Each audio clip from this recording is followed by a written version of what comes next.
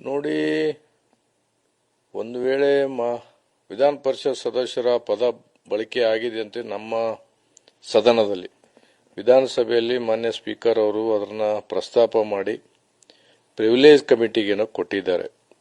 ನಾನು ಒಂದನ್ನ ಹೇಳ್ತಕ್ಕಂಥದ್ದು, ಆ ಶಬ್ದ ಅವರೇನಾದರೂ ಬಳಕೆ ಮಾಡಿದ್ದೇ ಆಗಿದ್ರೆ ಇದು ಅಕ್ಷಮ ಅಪರಾಧ.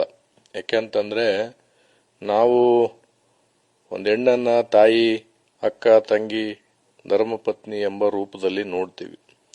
ಆ ಶಬ್ದ ಬಳಕೆ ಮಾಡಿದ್ದು ಒಂದು ಬೆರಳನ್ನ ಇನ್ನೊಂದು ಕಡೆ ತೋರಿಸಿದ್ರೆ 4 ಬೆರಳು ನಮ್ಮ ಕಡೆ ತೋರಿಸದಂತ ನಾವು ಅರ್ಥ ಮಾಡ್ಕೋಬೇಕಾಗುತ್ತೆ.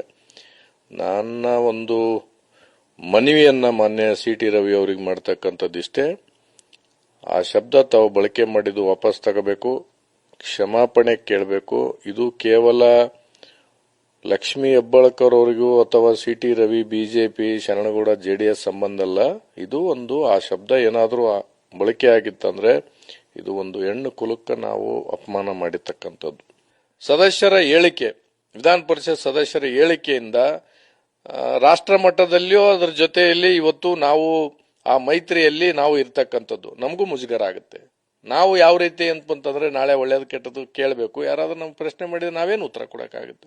ಹಾಗಾಗಿ ಈ ಹೇಳಿಕೆಯನ್ನ ನಾವು ಒಪ್ತಕ್ಕಂಥದ್ದಲ್ಲ, ಇದನ್ನು ತೀವ್ರವಾಗಿ ಖಂಡಿಸ್ತೀವಿ. ನೀವು ಈ ರೀತಿ ಶಬ್ದ ಬಳಸ್ತಕ್ಕಂಥದ್ದು ಇದು ಅಕ್ಷಮ ಅಪರಾಧ. ಇದಕ್ಕೆ ಹೇಳ್ತಕ್ಕಂಥ ಶಬ್ದನೇ ಇಲ್ಲ.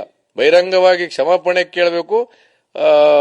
ಇಲ್ಲದೆ ಹೋದ್ರೆ ಮುಂದೆ ಆಗ್ತಕ್ಕಂಥ ಅನಾಹುತಕ್ಕೆ ನಮ್ಮ ಮೈತ್ರಿ ಮೇಲೂ ಏನಪ್ಪಂದ್ರೆ ಎಫೆಕ್ಟ್ ಆಗ್ತದೆ. ನಾಳೆ ನಾವು ಮಹಿಳೆಯರಿಗೆ ನಾವು ನಿಮಗೆ ಏನಪ್ಪಂದ್ರೆ ಚಪ್ಪಾಳೆ ತಟ್ಟಿದಂಗೆ ಆಗುತ್ತೆ ನೀವು ಆಡಿರ್ತಕ್ಕಂಥ ಮಾತಿಗೆ. ಹಾಗಾಗಿ ಇದಕ್ಕೆ ನಾವು ಒಪ್ಪಲ್ಲ. ಇದು ಕ್ಷಮಾಪಣೆ ಕೇಳಬೇಕು. ಇದು ಅಕ್ಷಮ ಅಪರಾಧ.